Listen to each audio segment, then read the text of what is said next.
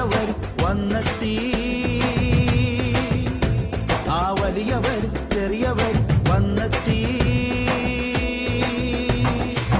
പറയൂ പറയൂ കാട്ടിൽ വലിയവൻ യേശുവിന്റെ ശരീരത്തിൽ നമ്മൾ ആ രക്തം നമ്മളിലേക്ക് വരുമ്പോൾ നോക്കുക, നമ്മുടെ പാപങ്ങളെല്ലാം അറിയും, നമ്മുടെ പാപങ്ങളെല്ലാം ശുദ്ധീകരിക്കും. നമ്മൾ യേശുവിൽ